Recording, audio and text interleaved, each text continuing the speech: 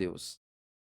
E murmurastes nas vossas tendas e dissestes: porquanto o Senhor nos aborrece e nos tirou da terra do Egito para nos entregar nas mãos dos amorreus para destruir-nos. Para onde subiremos? Nossos irmãos fizeram com que se derretesse o nosso coração, dizendo: maior e mais alto é este povo do que nós, e as cidades são grandes, fortificadas até os céus. E também vimos ali filhos de gigantes. Então eu vos disse: não vos espanteis, nem os temais. O Senhor vosso Deus, que vai adiante de vós, por vós pelejará, conforme tudo o que fez convosco diante dos vossos olhos no Egito. E como também no deserto onde vistes o Senhor teu Deus, nele te levou como um homem leva o seu filho por todo o caminho que andaste, até chegardes a este lugar. Mas nem por isso crestes no Senhor vosso Deus, que foi adiante de vós todo o caminho, para vos achar o lugar onde vos deveríeis acampar, de noite no fogo, para vos mostrar o caminho por onde havíeis de andar, e de dia na nuvem. Ouvindo, pois, o Senhor a voz das vossas palavras, indignou-se e jurou, dizendo: nenhum dos homens desta maligna geração verá essa boa terra que jurei dar a vossos pais, salvo Caleb, filho de Jefoné. Ele a verá, e a terra que pisou darei a ele e a seus filhos, porquanto perseverou em seguir ao Senhor. Também o Senhor se indignou contra mim por causa de vós, dizendo: tu lá não entrarás. Josué, filho de Nun, que está em pé diante de ti, ali entrará. Esforça-o, porque ele fará herdar a Israel. E os vossos meninos, de que disseste, por presa serão, e vossos filhos, que hoje nem bem nem mal sabem, ali entrarão. E a eles darei, e eles a possuirão. Porém vós, virai-vos e parti para o deserto, pelo caminho do Mar Vermelho. Então respondeste-me e disseste: pecamos contra o Senhor, nós subiremos e pelejaremos conforme tudo que nos ordenou o Senhor nosso Deus? E armastes-vos cada um dos seus instrumentos de guerra, e estivestes prestes para subir a montanhas. E disse-me o Senhor: dize-lhe, não subais nem pelejais, pois não estou no meio de vós, para que não sejais feridos diante dos vossos inimigos. Porém, falando eu, não ouvistes.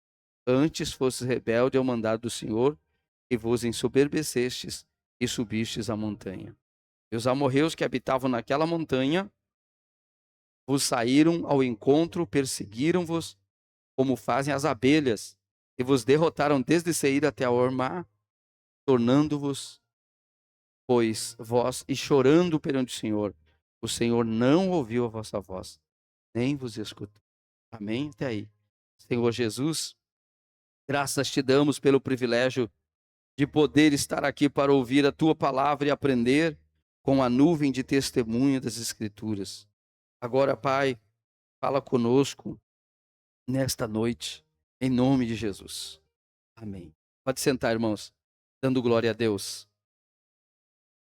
A obediência atrasada não é obediência. Amém? A obediência atrasada não é obediência. A obediência é sempre aquela, a obediência que Deus aceita é aquela obediência que é de pronto, é rápido. A pessoa escuta e diz: eis-me aqui. Amém? Por isso que Abraão é chamado de pai na fé, porque ele, quando ouviu a voz de Deus, ele de pronto disse: eis-me aqui. E Deus falou uma vez com ele: sai da tua terra e vai para um lugar que eu te mostrarei. E ele foi. Amém? Sem saber onde ele ia, ele foi. Ele obedeceu. Então, muitas vezes, e é isso que tem acontecido em nossos dias, as pessoas não têm sido de pronto atendido à voz de Deus. Mas depois elas querem atender quando a coisa arrebenta, quando a coisa fica feia, quando a coisa fica ruim. quando Deus muitas vezes já se indignou, já se irou com ela. E esse texto mostra, esse texto é a história do povo, está recontando, Moisés está conversando com eles e fazendo eles olhar para trás e se lembrar de todo o caminho. E o porquê que eles não iam entrar, e o porquê que não entraram na terra prometida, o porquê que não alcançaram o propósito de Deus.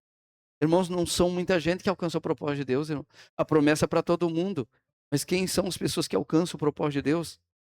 São aquelas que perseveram em seguir o Senhor. São aquelas que procuram estar pronto, estar no culto, estar no lugar da adoração, chegar no momento, se possível mais cedo, não atrasado. Amém? Porque isso não é reverência, isso não é perspectiva de um encontro com Deus. Se a gente marca um encontro, seja com quem quer que seja, a gente tem que estar lá no momento marcado. O culto também tem que ser assim. E muita gente está relaxando na sua vida e infelizmente vai perder sua salvação porque está brincando com a sua salvação, está brincando com a sua eternidade, né? Está brincando com uma vida com Deus. Uma vida com Deus é uma vida séria, uma vida pessoal. E cada pessoa tem que ser diligente nos seus caminhos. E cada dia que passa é um dia mais perto de nos encontrarmos com Jesus. É um dia a menos que nós temos, porque estamos mais próximo do grande encontro com Deus. Então, esse texto, Deus lembra que a gente deve avançar, que a gente não deve parar, que a gente não deve ficar no mesmo lugar, que a gente deve progredir espiritualmente. Mas o diabo, Satanás, eu falo isso quase todo dia, e em todas as igrejas tem sido falado, o diabo tem prendido as pessoas na mente. A sua mente, se ela estiver dominada por alguma coisa, você está dominado. Se o diabo domina a cabeça de alguém, de alguma maneira, ele domina a vida da pessoa, seja com preocupações, seja com hoje as tantas coisas que Satanás oferece, tantos meios de distrações, e as pessoas estão simplesmente sendo apagadas e apagando o espírito que está na vida delas, estão apagando o espírito da palavra de Deus, estão se tornando rebeldes contra o Senhor e não estão se dando de conta que a ira de Deus está acendendo. A terra, ela está sendo preparada. A terra vai receber o que já está sendo preparado e já está em Apocalipse descrito tudo o que vai acontecer. Se a pessoa não quiser entrar nesse sistema, não quiser entrar debaixo dessa ira, ela tem que aproveitar a oportunidade. Jesus é a única porta de escape. Jesus é a única porta de oportunidade. Jesus é o único meio de salvação. Mas as pessoas, elas estão simplesmente se deixando adormecer na fé. Estão descuidadas e se descuidando, ou com afazeres, ou com distrações. Mas a maioria é distrações. É distrações que está aprendendo, é distrações que está destruindo a vida da pessoa. E esse texto nos lembra que a gente tem que olhar o passado para avançar para o propósito de Deus. Amém? Tem que olhar para trás para ver de onde nós estava e o que Deus fez na nossa vida. E aprender com os erros do passado para não errar no futuro. Amém? Para não errar no presente. Porque as pessoas gostam muito do Deus que é amor.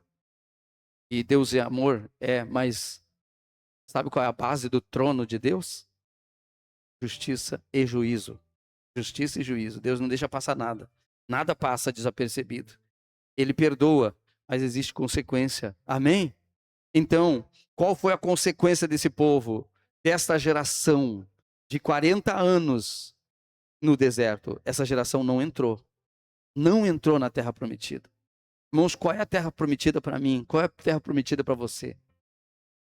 Não é apenas uma vida de prosperidade, não é apenas uma vida com uma família abençoada. Não, irmão, isso aqui é passageiro.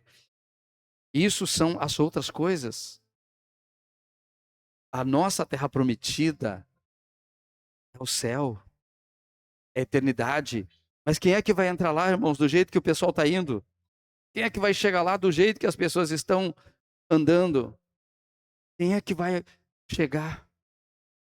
É uma preocupação que a gente tem hoje nesses dias. Cada dia as igrejas estão tendo, sabia que cada dia as igrejas estão tendo menos culto? Porque as pessoas estão, é como se elas estivessem lutando.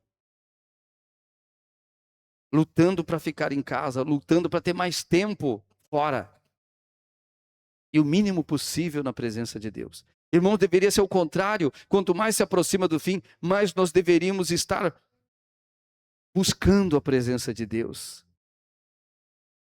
nos achegando a Ele. Mas nessa palavra que lemos diz assim: ainda assim não crestes no Senhor. Mesmo Deus pegou ele, levou como um filho leva, como um pai leva o filho pelo caminho, guiou eles.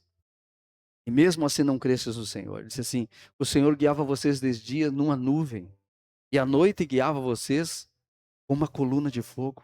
Imagina, no deserto, tudo escuro, mas eles estavam sob uma luz que iluminava eles. E era Deus. Deus estava ali naquela coluna. Irmãos, eles não tinham a Bíblia, mas eles tinham uma coluna de fogo que dizia, é Deus dizendo: eu estou aqui com vocês. Nós estamos pensando assim, ó, preste bem atenção nisso. Nós pensamos assim: ah, mas se fosse eu vendo aquela coluna de fogo, eu vendo aquela nuvem todo dia, eu ia crer em Deus. Irmãos, eles não creram. Eles viam, e eles mesmo assim se tornavam rebeldes. E por que eles se tornavam rebeldes? Não é porque eles não viam, não é porque eles não estavam vendo, não estavam percebendo, não estavam vendo como Deus estava guiando. É porque eles queriam fazer a vontade deles. Eles nunca entenderam que tinham que fazer a vontade de Deus. Eles nunca entenderam que Deus queria eles e Deus tinha uma vontade para eles e que eles deveriam seguir a vontade de Deus. Começou a ser escrito nesse tempo essas histórias da Bíblia para nós hoje, porque nós não vemos nuvem nenhuma e nem um fogo. Nós não estamos lá no deserto andando, mas às vezes a vida da gente é um deserto. Às vezes a vida da pessoa está um deserto. Aí, hoje, a nuvem é de testemunho. Isso aqui é um testemunho. A palavra é um testemunho. A nuvem que nos guia de dia é a palavra de Deus, que nos faz sombra em meio ao sol escaldante dos problemas que existe no mundo. E a luz que ilumina nós de noite nessas trevas é a palavra de Deus também.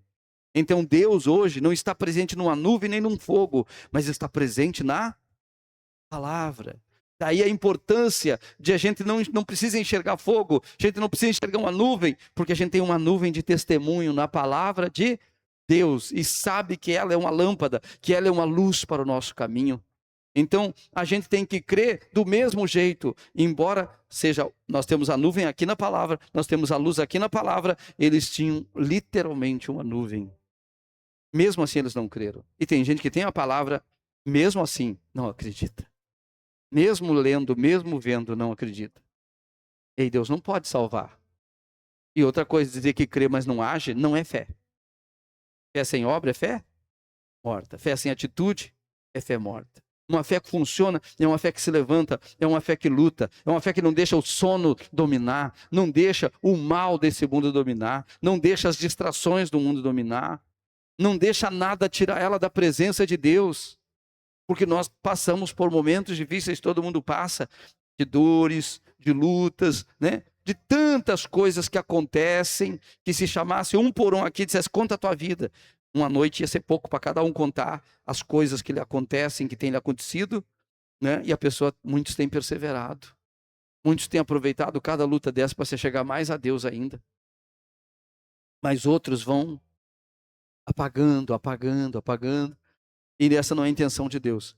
A intenção de Deus é que a gente não apague o Espírito. A Bíblia diz: não apagueis o Espírito. É porque o Espírito é como um fogo. E a pessoa vai apagando, vai se tornando insípida. Vai perdendo o prazer e o gosto. Vai perdendo o desejo de servir a Deus, de andar com Deus.